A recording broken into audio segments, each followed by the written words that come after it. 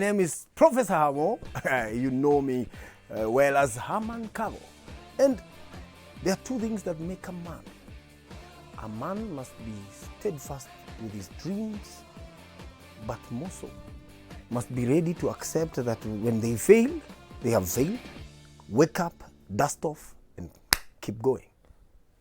Keep being a blessing to your families and to the world. That's it.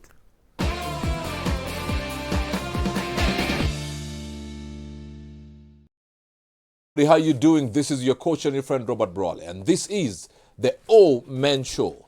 Of course, the best show in Eastern Central Africa, south of the Sahara, and north of Limpopo by the way of Busia, Buhalalire. This is the All Men Show, a show that talks about things that concern men. Men who are not perfect, but men who want to be better tomorrow than they are today. We trust that you will be inspired, you will be mentored, you will be convicted, and you will change some things. Well, I have another great man, a personal friend of mine, a great man in this country and beyond. I know him as Mr. Hammond. Many of you call him Professor Hamo. Karibu sana. Asante. Habari yako? Unaendeleaje? It is good to see you. That was perfect. Thank you. Can I try that? Please try. North of Limpopo, south of Juja. I love the way you've done it. Thank you. Thank you. Vizuri, eh? Asante sana. That is beautiful. Thank you for coming. Yeah. It is an and honor the to have fact you. that it is the first show, wanaume. Yes. Where we can just talk men. Matters men. Yes. Tunaongea tu kama wanaume. Do you? Yes. This is it. Because there are many people watching, young men watching, ladies are watching as well, Oh, yes. to know how to handle their husbands, how to handle their sons, their nephews and uncles, you know. Yes. But we just want to have a nice conversation. It's beautiful. It's beautiful. Long time coming. Tell me something. Yes. Who are you? Ati who am I? Yes. Tayari, unaona hii ndio ubaya TV. Yes. Unaanza na kuexplainia watu. Yes. I have a personal friend. Yes. His name, I know him as Haman, but you all know him as Professor Hamo. First question. Who are you? I'm like, kwani umeniruka? You know, I'm asking on behalf of many Yes. who are shouting in their TV rooms. Yes. Tell us more about this man. Oh, yes. Because many people see on the screen. Yeah. And it's easy just to fall in love With or the to hate the person man now. on the screen. Oh, yes. But who really are you? Me, I'm a fifth born in a family of 8, and I'm a father of Fifth 5. born of a family of 8. Yes. Okay. So I love 5 because I also have 5 kids. You have 5 kids. Yes. So should I actually call you Father Abraham? Oh yes, Father Abraham had many sons. Oh no, just 2. There's a beautiful girl. So you have 2 sons and 3 girls. Yes. 5 children. Beautiful. What has fatherhood done to you and for you? Well, it has grounded I'm a father me. of 1. Yes. I know what happened when I held my daughter. You know me kwanza lilingia kwa delivery room. Hiyo ndio kitu sijajaribu. I would not advise anybody to do that. Yeah, tafadhali. So what has fatherhood done for you? Siwezi ingia. We? Lilingia. Because ukiona ile challenge iko hapo ndani, you cannot create ndio maana. But that is why I respect any person, any woman who has given birth. That challenge. Mimi ninaambiagwa tafadhali unaweza niletea kitu fulani na najua kabisa sitapata. Naenda na zurura. Hapa ananipigia ananiambia hadi kama chagamuka. So we see Professor Hamo Yes. entertaining people, singing and all these kind of things. Radio, TV. But you're actually a father of 5. Yes. How is that? Beautiful. In fact, I think my kids have the best time because I'm a comedian for them. I'm the clown of the house. So, you know, being married is a beautiful thing. You know, it's a beautiful thing because uhitaji shilingi ndio ufurahishe nyumba. Yeah? I just come in, nachukua my demu yangu na chezesha kidogo, chocha, you know, those simple things, those simple joys of life that you don't need to pay. Absolutely. I don't need to pay an entrance fee kwa nyumba yangu. It's not a show. But watu hiyo wakiangalia hivyo wanaona huyu baba yao kweli amegoroka. But they are happy. That's my joy. That I can bring that joy to them. How old is your firstborn? 12. Lastborn? Lastborn is 1 and 8 months. All right. Yes. Uma space vizuri. Yeah, because I have to, you know, the beauty of it, it's in the public domain, you know, that I'm a polygamous man, yeah, so that has, and it was a challenge at first, understanding, like you said, that we are not perfect people, But we're just trying to be better tomorrow than we are today. I've realized that perfect people are not here. The world is imperfect. Absolutely. Yeah, everything you plan this, unafanya hii saa ngapi, unafika hapa traffic na unaona Nyayo house ndio hii hapa, lakini uwezi acha gari yako kwa traffic uingie. You're late because of inconveniences. Yeah. But this is Professor Hamo, the famous guy. Yes. But where did you come from? How did you start? Oh. Before we knew you. Yes. Before the public celebrated you. You know, I always wanted to be an engineer. So that's what I was pursuing in Kisumu Polytechnic. I was pursuing electrical engineering.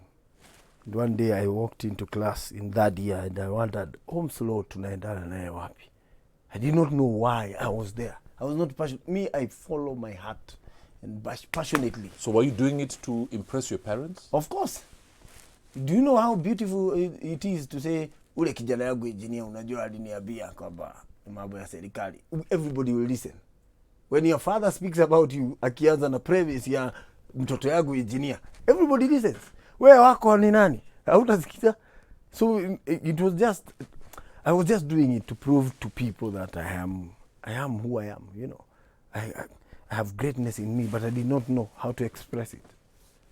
So there was no fulfillment in doing this engineering course? I wasn't. Because there are many people watching, of course, and there are many people doing courses for their parents. Of course. And it's an African tragedy that ukishapata A, tunakubeba kwa kijiji na tunajua wewe ni daktari. Until a few years ago, tukapata ingine inaitwa actuarial science. Na sasa hiyo hauna idea, roho yako yuko huko, you do not even, that's why people get degrees and then you wonder anafanya nini? Why are they not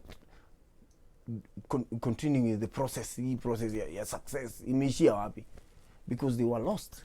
They're doing it for other people. So 3 years later, you walk into the class and you realize I'm not supposed to be here. Kabisa? What did you do? I left. And how did you explain to your parents? Well, how did they take it? My dad did not need any explanation. He just looked at me and said, chochote unataka kufanya, fanya. But I saw the pain in him. Okay. Because I did not have, and I did not know where I was going. You know, I'm a gambler in the perfect sense. I do not work, most people work this way. You work in a job, you start a side hustle, kakishika, unaacha hii job, unaenda kwa side hustle, which is perfect if it works for you. Mimi nikipata idea noma, sahi, I pray about it, I think about it, nikiona, and I believe it. I start it. I go. And I go fully. I do not like being here with you, coach. Nimekushikia kamera. Na kabisa mimi nasikia kucheza golf. Hii kitu haitanipigia golf.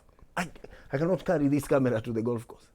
If I feel like kabisa hiyo ndio nataka, I'll go.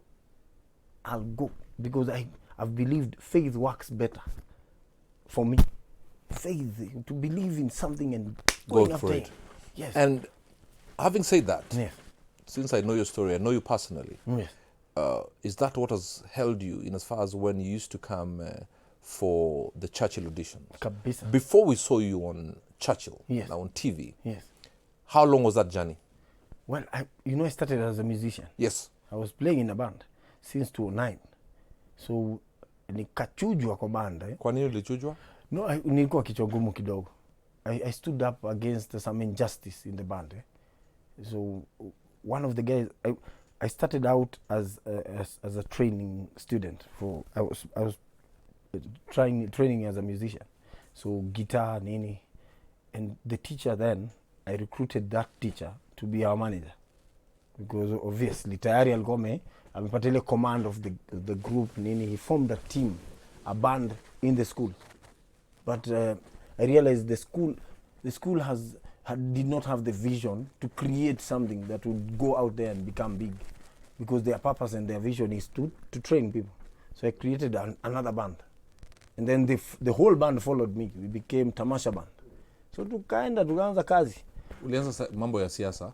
No, you behave like a politician. I just created something beautiful. Okay. Yeah, nikatengeneza kakitu katamu hapa. So they all came. Because as an entertainer, you want an audience, you want to perform. Right. But hapo kwa shule, you just perform for guests wakitokea, It's not a job. And si mavijana ati wametoka kwa nyumba punk wako na do. Hawako na pesa. So it's that job they were looking for. You feed your tengeneze maisha. So when they saw something happening, they came. We formed the band, tightened it up, tukaanza job. And we were partners with the school for some time until we realized we could not go as slow as they wanted. So we just left. Hatukuwa hata na guitar. We started with nothing. We are just a band. Yes. All right. Alafu hapo, so the teacher became the manager. The manager. And for 4 years, he was our manager. And we were doing good. But we had a vision. Vision yetu ilikuwa. And when we started beautifully, we'd do shows from Tuesday to Sunday. So different towns. From Narok, nini, tukikuja hivi, Nairobi, one show, Nakuru, two. We do those shows every week, and then hatulipwi pesa hivi at immediately. We collect all of it, tuna save ingine, patiana hii, nini. So we had quite a beautiful, tight-knit unit. But eventually, I think the vision, not just sometimes a vision, too big a vision when the foundation is not right. Kuna mahali mnaenda. So that's what happened. So kwanza akachujwa. The manager.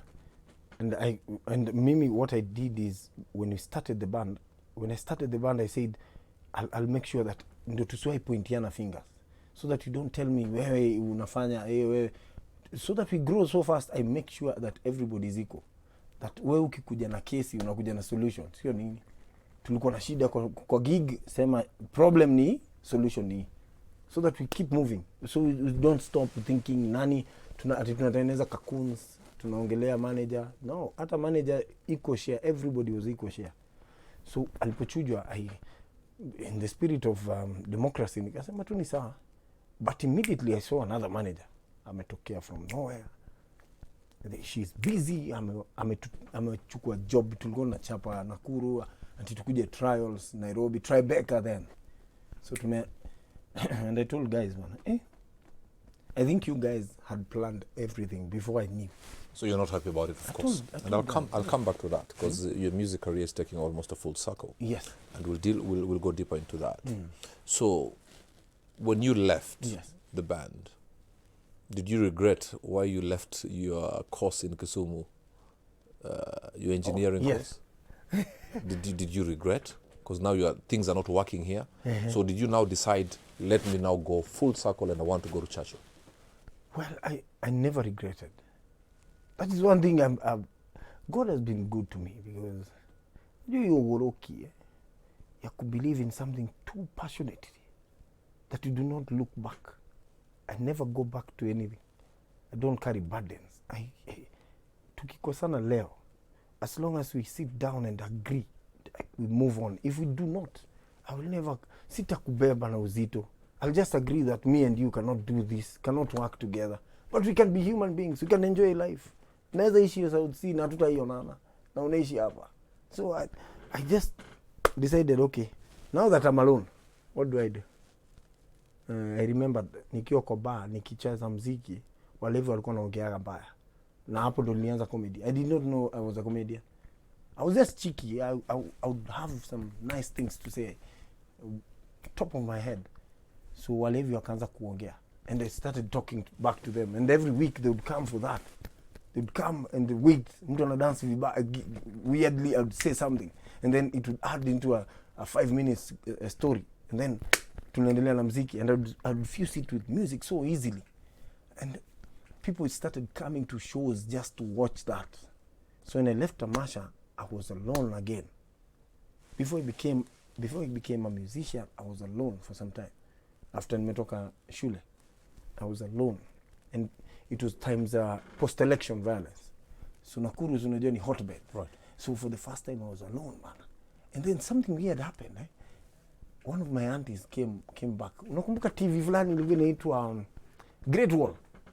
Ile ilikuwa red and black and white. In the same family za Auja, Ayua. Ile iko na Kamgongo. So wakakuja na mingi sana. Kutoka wapi, Kericho wapi, wamezileta wakaziweka. They dumped it in my cubicle. Zile za vijana za home. So moja nika tune moja nikaona inawaka. nilikuwa naiangalia na sioni, there was no other channel but God TV, no other channel, and every day I would watch it and wonder, watu wanaona hizi vipindi za nini, mahubiri non-stop. I would switch it off, naenda njibambe, but eventually kukatokea shida. So in my area people retaliated. Hold the thought, because I want to go deeper into that. Yes. Because that, of course, has a bearing in your next move. Do you? I'll see you after the break. I'm here with Mr. Haman Kago. Kabiza. Do you say Kago or Kago? Kago. Mr. Kago. Kago. Mr. Haman. It's French. Kago. You have to, nini. Comment ça va? Bonjour, Mr. Haman Kago. Thank you very much, guys. I will see you immediately after the break. Get some coffee, get a glass of water, and see you on the other side of the break.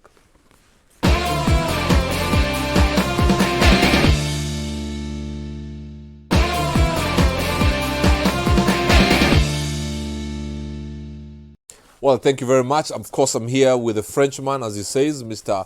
Haman. Say it in a French way. Kago. Kago. Kago.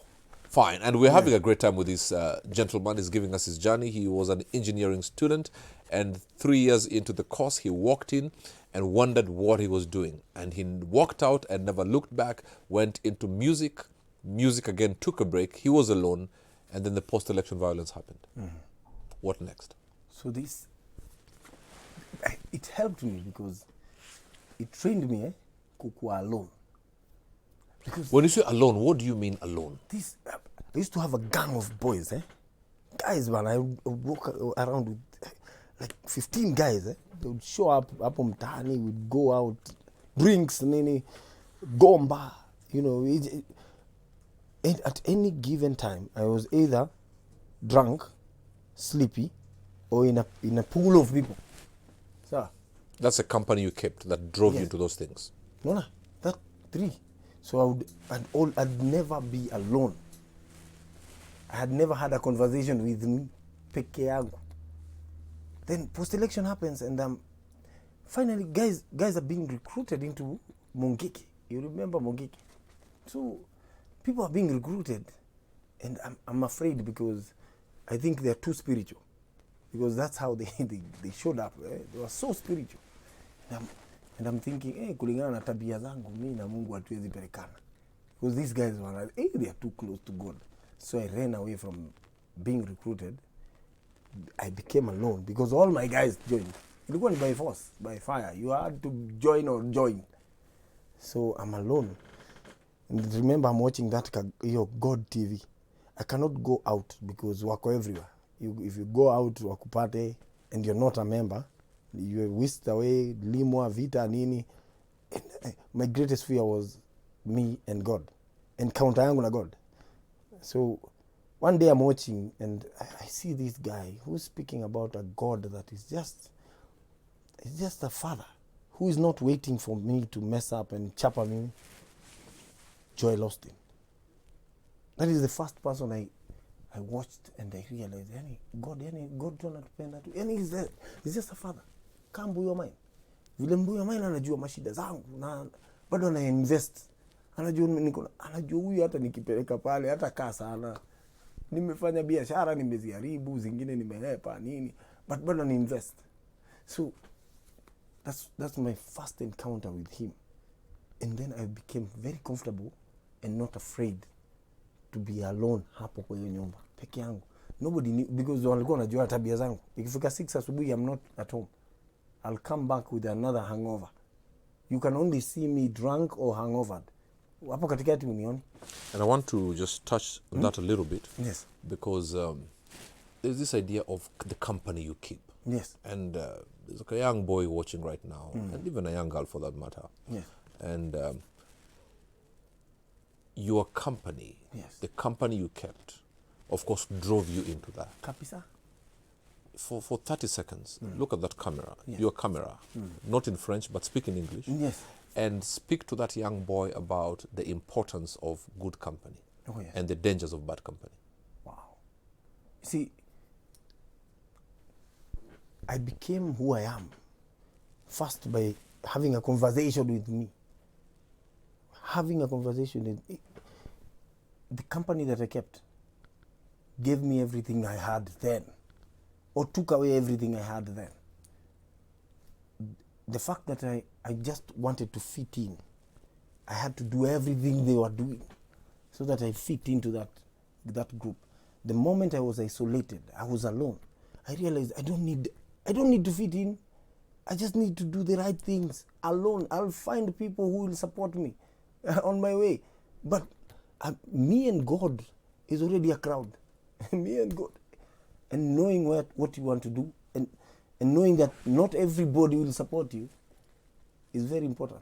That you just keep going. Do you, be you, do you. You'll find people to help you. They will leave. You'll keep going. Others will come at every level of life. You'll find people. But sometimes a crowd that you stay with, if you hang out, and they say this, if you hang out with 5 great men, you'll be the 6th one. And it's normal. I've seen it.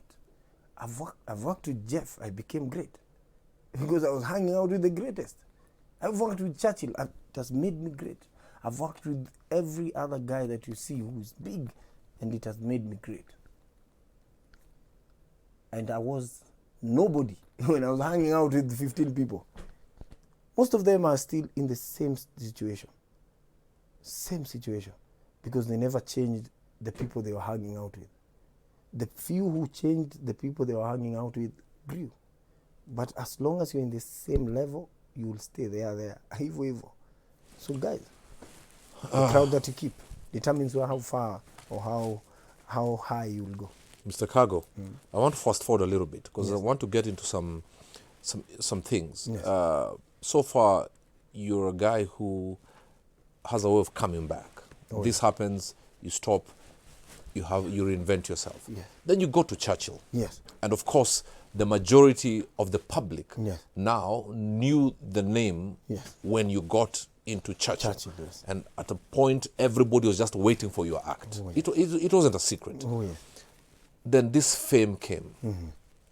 How did you handle that fame? Did it get to you? Because I'm heading somewhere with this train of thought. Well, Tamasha band, you are known in the circles where you used to perform. yes. But now Churchill comes, and this is not just national, but international audience. Yes. How did you handle that? Well, Churchill taught me something. And I would tell everyone that a formation is more important. I've seen it even in church. Kuna mtu anaweza jitokeza aseme ameitwa. Mimi Mungu aliniongelesha jana niwe bishop. Na atatokea na akue. Ni sawa. Lakini kuna formation. There is a formation. Yes. You as a pastor, you're under a bishop. A bishop is under an archbishop. Yes. You know, and it's a journey. You start as an elder, unatengenezwa, hata unachujwa. So somebody anajitokeza tu. Yeah. Like somebody can even decide to walk in our set and take these glasses. Ndio hiyo. Okay. Anakuwa tu kamera. Yeye anasema yeye sasa ni part ya nini? Deco ya show. So kuna vitu. Formation is very important. Churchill show is a formation. The moment unapatiwa stage for 3 minutes, umechapa kama 7 months. Ya kukuja every week. Akuku Danger was here. Yes. And it said he would go for auditions for about 3 years. He kept going. Yes. He would live Rongai. His father would give him fare for 3 years. Yes. Mr. Hammond. It's normal. How long did you take? Tuambie ukweli. I came, the first time I came was 2012. I came for audition. From Nakuru? Yes. Nikapata ni late, but nikaona watu vile wanafanya auditions. I went back and I kept going. Then 2014 nikaanza sasa. The first time was 2012? Yes. You appeared on TV? No, I did not appear. I was only in the audition area. For 2 years? No, I came 2012 kuona. Right. I came late, but there was not that zeal. So I went back because I was still building Tamasha. In my mind, then you came back in 2014? 2014, sasa nilipochujwa band, I came. Sasa from 2014, nayo, every day. From 2014, February. My first show I got was 2015, January. Haman, you'd come every week for an audition from Nakuru. Yes. Did you feel like giving up? Every day. Every day after your audition, because kuna mtu watu watatu wako hapo. Ukianza hivi joke, they have already pre ideas of where you're going with this. They're professionals anyway. They've been here long enough. They know. Akisikia tu hivi anasikia hata unaona ameanza kukunywa chai, mwingine anachukua simu. They have no business with you. Tiki. Wewe ongea hapo tiki. Hata wanaanza kuulizana, no nikuulize ulipeleka gari kaosh. Unajua wacha niwaambie hakuna na sasa unaongea hapo. And you keep talking. They are listening. Kumbe it was a training. They would provoke you to speak. Tuone kama utakasirika uongee mbaya, because I would see nikiwa kwa line labda tumefika tumepata, you always come to carnival. Ukiingia hivi wa kwanza you have a sheet of paper, unaandika jina yako, mwingine anakuja unaandika, it's just placed somewhere. Did you see others getting annoyed and throwing their hands? Mbaya sana. Kwendeni, what do you think? Mimi ni celeb bana. Na anatoka anaenda. And many people would leave their chances because ya hiyo tabia. Character kept me. Because I would go there. Nimechapwa huko vita ya kutosha. Nimeuza mandazi najua. So I would come as a salesman. Mimi ni hawker. In my mind I'm a hawker. That's why it has kept me grounded. I'm still thinking like a hawker bana, biashara. So I would come, nasimama, talk. And always they would start with this big smile. They would enjoy the first few seconds. Alafu, because deep inside me, bado I'm still fighting myself. Because everybody's born great. But it is the process that helps you understand and believe it and make it work for you. So I would come na chapa, naanza vizuri, labda naharibu hapa katikati. They would start talking about other things. Alafu mwisho ananiambia sasa, kuna hiyo joke ya kwanza, hiyo ndio ilikuwa joke. Hizo zingine ni mahubiri. Tafuta pasta, umpatie tu hizo zote as a package, Alafu ukuje lini, kuja next month lini? 10th, ukuje 10th next month. Na sio ndio mwezi imeanza bana, ni 2nd of this month. Nikuje next week tena natokeni kama hata hakuna mtu alinifukuza. So they would love that. The determination. I'm here. Hamo, then of course you went through that journey. Yes. And now that formation helped me. Kwa sababu siku moja Churchill after nimechapa show 3 noma, alinitafuta akaniambia, unajua ni aje? I want to see you when your name is bigger than your pocket. I want to see how you will handle that. And I don't know if it was by design, kwa sababu all I got ilikuwa ni just enough for kufanya basics, but I didn't have money for some time. And the structure was, don't go out for gigs, nini, interviews, nini. Chapa tu hapa mpaka kwanza tujike jina, see? So for 3 years, I did Churchill show, not doing any other things. I would just get endorsements, chapa hizo, but job ni... Looking back, that was very good advice, isn't it? It helped.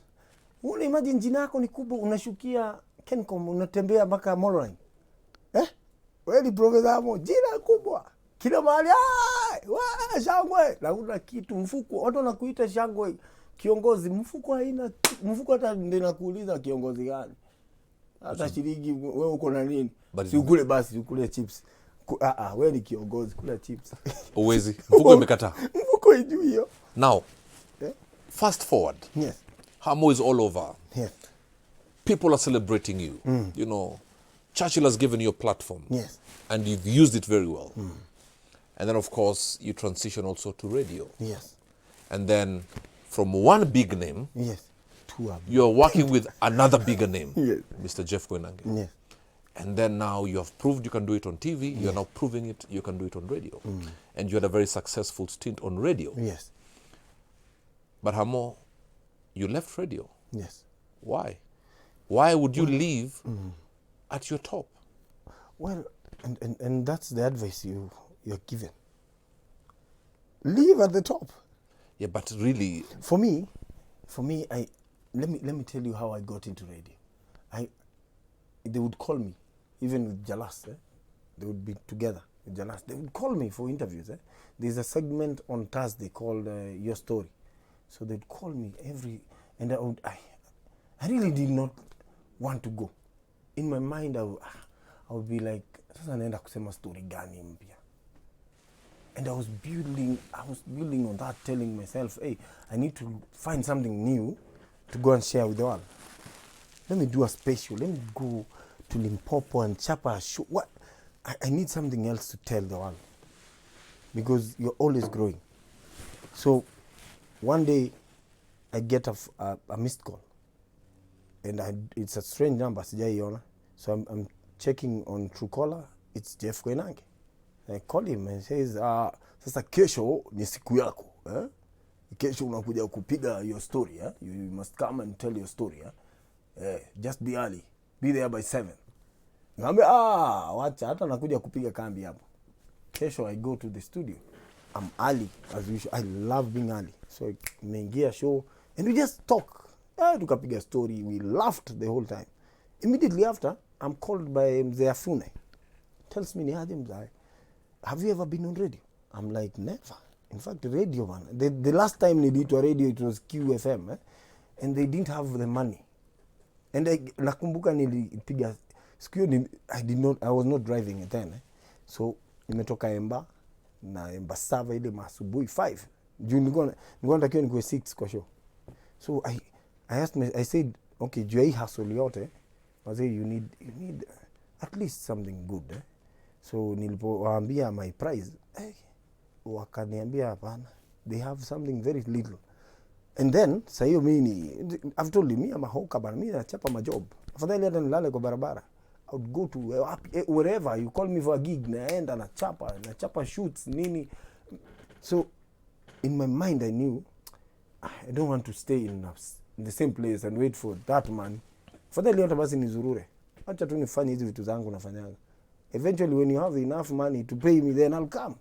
Lakini it was not out of arrogance. It is just a statement of a confidence that you want to, there's something you want to achieve. You can give them more, yes, and you want to be appreciated. Please. Fine, then you get to radio, so work with a big name. And it come. So ilipokuja, we agreed. In my mind, I said, you know what, if they want me on radio, I'll go to that radio, not because of the pay now. So after the time, right? I said, I'm not going for the pay. I just want to sit next to this guy and just learn how to be powerful like he is and still work as hard as he does. That's all I wanted. Give me 2 things you learned from Jeff. Oh, Jeff is never late. Jeff, he is never late. And he's always prepared. Always prepared. Man. You have an interview tomorrow with the IG, he has law in his hand. Ameongelesha maloya, amepiga story na mabeshte wake, ameshika. He has it heavy. So that by the time you come to the set, anakuchapa na ukweli yetu unashangaa hizi ametoa wapi. He understands it. Always ready. And those 2 things changed me. Because nikajua haya, I can go to Kisii, do a show, travel the whole night, sleep kwa parking, oga na dasani, na nichape show noma. And that is, when I knew I could do that, I said, you know what, I'll not, sita bishana tena, story ya, do sijui nini, no. I'll just, when it is right for me, when I told God, give me what to do. Give me an idea. Just the way we work. Give me an idea and I'll follow it. Okay. And that's how I left. And I said, let me go work. Let me go work. Because I know I can amass enough kutengeneza biashara zangu so that I'm comfortable. And then I said, Jeff amekutana na Hurricane ba. That guy met Al-Shabaab before akuwe hata Al-Shabaab. Ilikuwa tu Al. Haikuwa imeiva. Wakianza kununua bunduki ya kwanza. Kweli. Yeah. Wakiishi Kayole. Akapatana na Boko Haram. Ameenda, this guy has traveled the world. Now he's sitting now to tell you the story. That's why he's powerful as he is. So you learned quite a bit. I said, let me go hata mimi nikutane na Hurricane zangu mbili. Alafu, I'll come back to radio. I've realized that I can do it. I'll do it at some point. Okay. Yes. Now, your star is shining. Yes. Your star is shining. Yes. But I want us to get to the next stage of the show. Yes. When there was some hiccup, there was a bump, there was a pothole. And I want us to get there. I want to get deep into your soul. Yes. But this not now, after the break. Yes. So grab your coffee right now, because of the tail end of the show, we are going at 33,000 feet above sea level. See you for the break. This is the All Men Show, and I'm here with this great man, Professor Hamo, otherwise known as Haman, and in French, Cargo. See you after the break.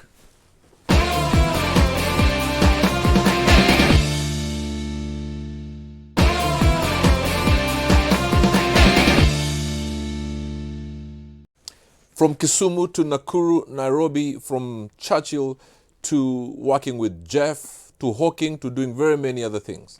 Well, this is a comeback kid. He is Haman Kago, or commonly known as Professor Hamo. Your star. Yes. Shining. Oh, yeah. It's from glory to glory. But as life's journey, you may get on a smooth road, then all of a sudden get to a bump, get to a pothole.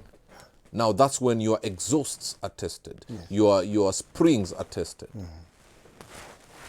You got to a bump. Yes. And I remember many years ago, I actually had an interview with Jeff. Yes. And he said when he lost his job at CNN, he was in South Africa when he received that call, and he lost friends. Some even laughed at him. Oh, yeah. But you've seen him coming back to creating a huge brand. Yes. Prof, Yes. this is not a gossip show. No. That's not the All Men Show. Yeah. But we're here to discuss some things that touch your heart. Kabisa. And you went through a dark season. Yes. And social media was ablaze. And one or two things had happened. Yes. What did you feel? What? At that time, people are mocking you. Yes. Blogs are abusing you. Where were your friends? I'm glad that through my journey I've learned that mostly I have a very small circle of friends. But Professor Hamo, you have very many people cheering you. Yes. But at that time, Nobody, Professor was removed. Now it's Haman. Yes.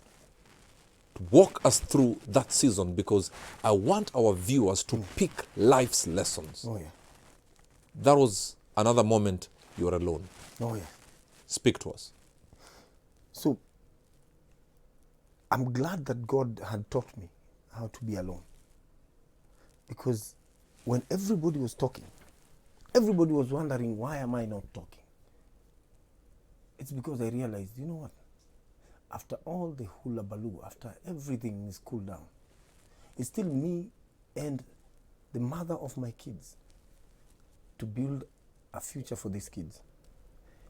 So for a man, it is your job to be quiet in those moments. To be quiet and find ways to speak to the people who are grieved. The real people who are grieved. Not everybody else. Because it's the kids who are aggrieved. It is the mother who is aggrieved. Yeah? So, my being quiet and talking to them, finding ways to talk to them. Because before then, there were times when we were not talking. There was no communication. So I had to find a way. And as a man, the first thing, when you have achieved so much, in your mind, you have trained your mind to believe that you are so good that you never make mistakes. And it has kept you going all this time. But at some point, that moment, I realized, hey, I'm human. Nimeblunder.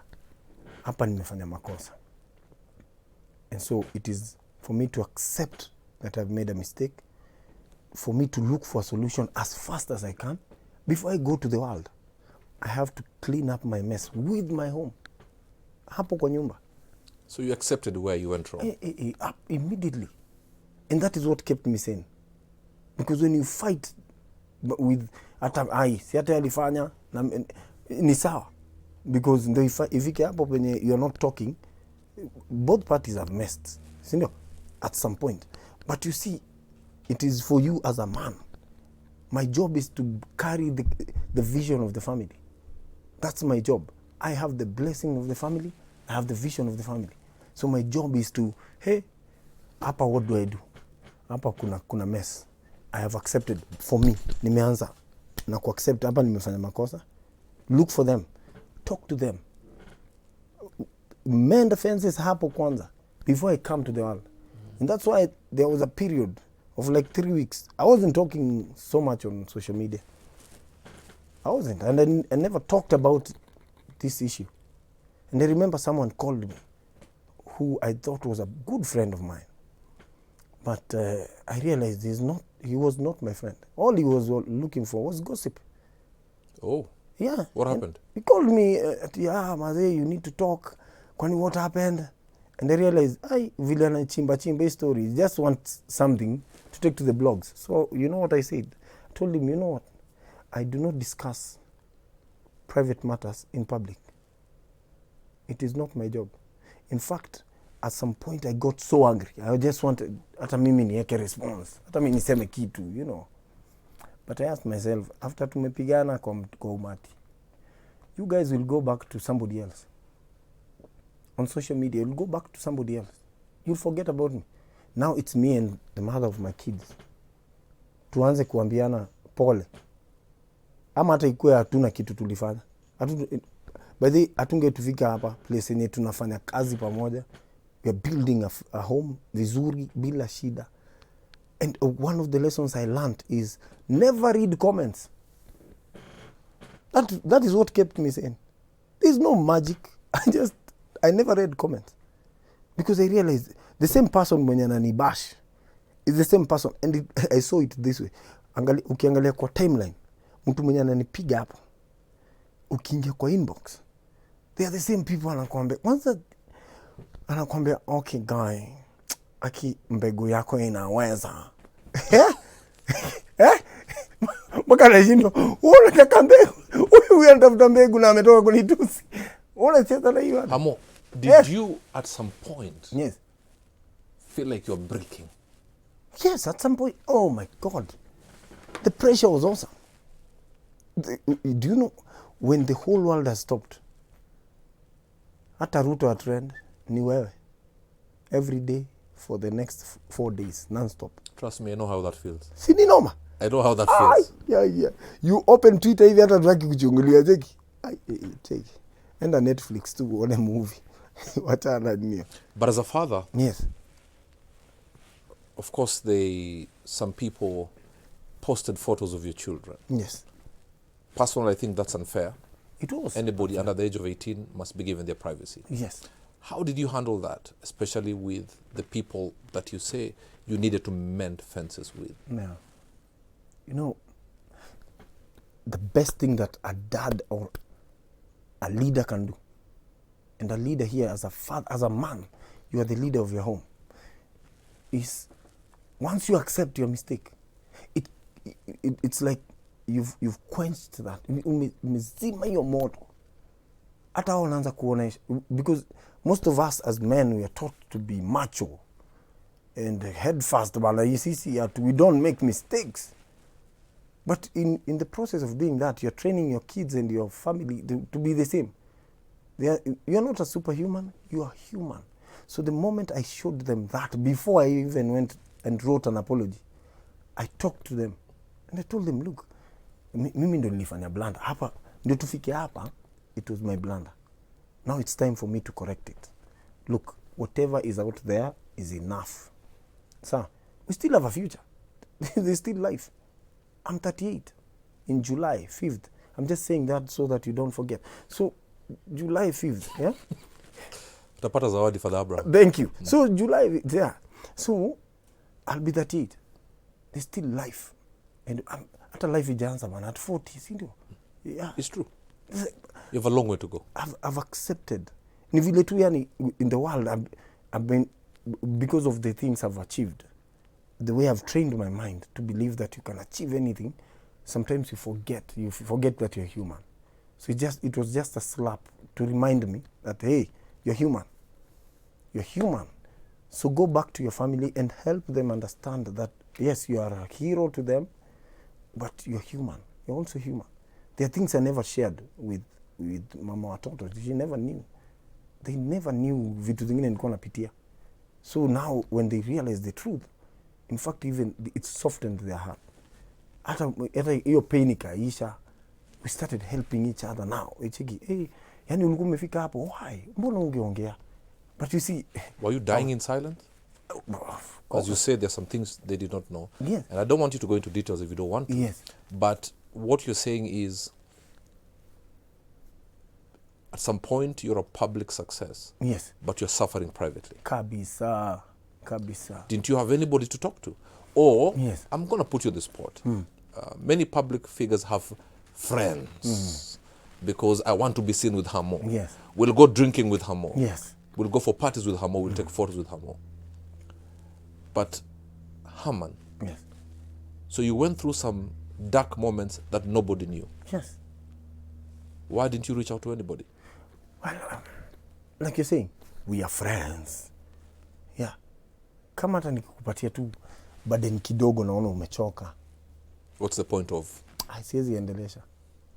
And you see, most of us in the public light, you want to protect that image. Whether you know it or not, you're protecting that image.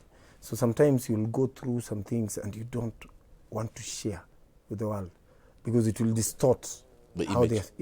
How they're seeing you. So you'll keep to that image. Chungu ufunga kabisa.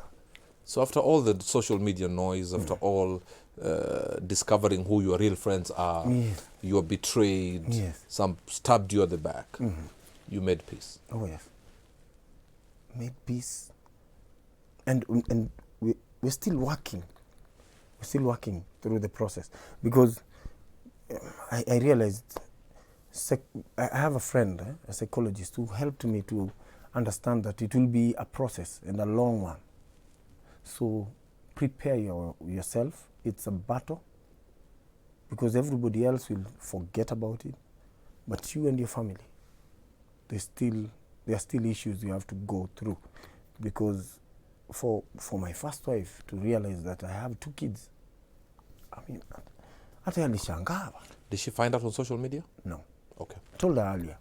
That's why that's what kept me sane, you know, because I'm a man of faith. I prayed about it. Imagine that same day, that Friday, before the Saturday, the Obare Saturday, the Obare Saturday, that Obare day, the night before, I believe God speaks to us in dreams. So if I wake up with a dream, I woke up at 3, and I had a dream, man. And I realized, you know, I left radio, and in that 1 month, I had made more than 6 months' salary of what I was earning in radio. Right. And the vision was working. I'm happy, I'm free.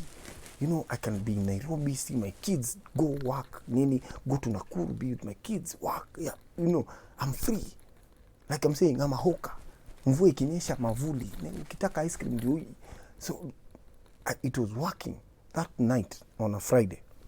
So I'm in Nakuru, and I just go through the whole month's work, and I'm like, wow, God, Mazi, it's working. Because the moment I said I want to leave radio, that same day I got a memo that said your salary has been increased. The same day, I've not told anyone. I'm leaving my studio, and I'm napata memo. I'm like, God, I'm at, this is a sign. I need to keep going. Because I would have stayed for that increase, or I would have lived. Kuenda hii kitu kubwa zaidi. So I said, I'm going to leave. I have a show in Nakuru. I'm going to chapa that show as I'm doing other things. That same day, Prezi anatokea anasema, Mazi, fungeni hizo bar zote. So hakuna show. I'm like, hey. And then the same day, my team, Tamasha, because we work together, I gave them the idea, nikamwambia fanyeni hivi, we'll partner. We do 50-50. I go look for gigs, 50-50. So whatever comes, endorsements, 50. They call me and say, by the way, we don't want to be partners. Same day. So 3 things happened on the same day I was leaving radio. So God was speaking to you? Yes. Okay. And I said, I'm going to keep going. But now, because so of course... that day, on Friday, I'm looking at everything and I'm saying, I've paid myself. God has given me enough gigs to sustain me for 6 months. kama ile pesa ya radio. Right. I'm like, I'm so happy. And then in the morning I wake up and I get a text from a good friend of mine from Royal Media. He says, hey, kuna kitu mtandao inakam, hebu chungulia. I'm like, nikiingia kwa inbox, napatana na, Bare, message. There is something I'm following. I'm like, Yani jana tu usiku ndo tulikuwa tunaongea naye. It is okay. Don't worry about that. That one helped me to, in fact, that kept me sane. Because I talked to God jana. I looked at it. And that is why I was able to even go back and say, hey, Chiki, hapa nimefanya mistake. This is a mistake. Otherwise, if I was just working peke yangu, So evidently from what you're saying, yeah, your faith has played a major role. Kabisa. And of course, because you now, yani wacha niseme Kiswahili, wakati umetupa kisogo. Yes. Yani time has run out. But just very quickly, you've released the song, of course. Yes. You're showing us, you're showcasing your other talents. Kabisa. The song is called No One Something? No One But You. No One But You. Yes. And of course, it's on YouTube. Tunaweza kuangalia kila pahali. Wow. In fact, I'm so grateful, man. The numbers. I've seen. Within a day, 47,000. I have seen. And may God just continue blessing you. Maze.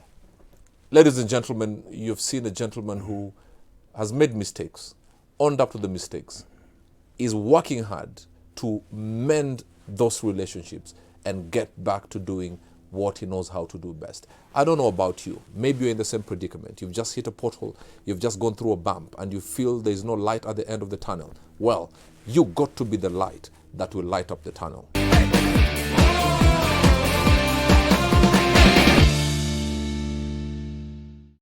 Most interesting thing in your wallet? My cards. Who would you say is your all-time favorite comedian? Chris Rock. What is the kind of music you like? What genre of music do you like? I love every kind of good music. What is your favorite food? Very. What annoys you most? People who don't wake up early. If you're given 1 million shillings today, how would you spend it? I'd keep it and then think for a long time. If you were to host a show alongside one other comedian, who would it be? One other comedian? Kevin Hart. One man that has inspired you to pursue comedy? One man? Churchill himself. The most interesting place you have been to? Zanzibar. What is your dream car? Well, a G-Wagon. What words of encouragement do you have for a young man struggling to make a comeback? Oh, my brother, it's not over until it's done. Thank you very much, Mr. Cargo.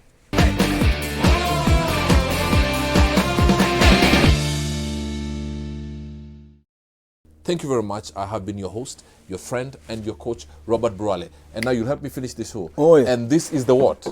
In fact, do this. Yes. Look at that camera. Maliza show ni kama ni mimi. Oh, yes. And this is the Man Show. I feel good, man.